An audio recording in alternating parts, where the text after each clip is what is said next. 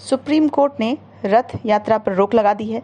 Supreme court ने कहा है कि जब महामारी फैली हो तो ऐसी यात्रा की इजाज़त नहीं दी जा सकती है जिसमें बड़ी तादाद में भीड़ आती हो। लोगों की सेहत और उनकी हिफाजत के लिए इस साल यात्रा नहीं होनी चाहिए। चीफ जस्टिस की जो टीम है उन्होंने उड़ीसा सरकार से कहा है कि इस साल राज्य में कहीं भी रथ यात्रा से जुड़े जुलूस या कार्यक्रमों की इजाज़त नहीं दी जाएगी।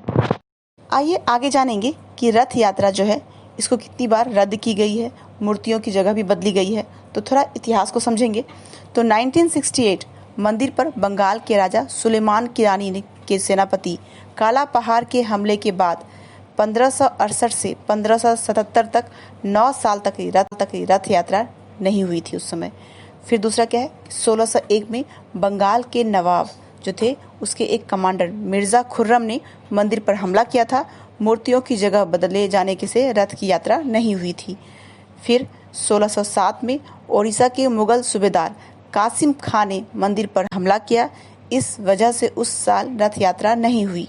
1611 में अकबर के दरबारी टोडरमल के बेटे कल्याणमल की वजह से रथ यात्रा नहीं हुई थी।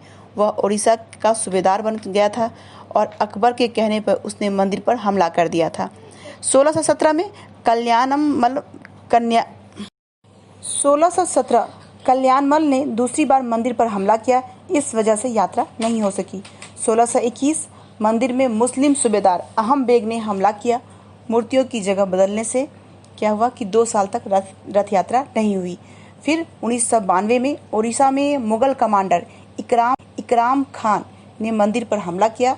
हमले की वजह से मूर्तियां 1707 तक अलग अलग जगहों पर रही, इस वजह से रथ यात्रा नहीं हो सकी। 1731 में ओडिशा के नायब थे नाजिम उपराज्यपाल थे मोहम्मद तकी खां ने मंदिर पर हमला किया और रथ यात्रा रद्द हो गई।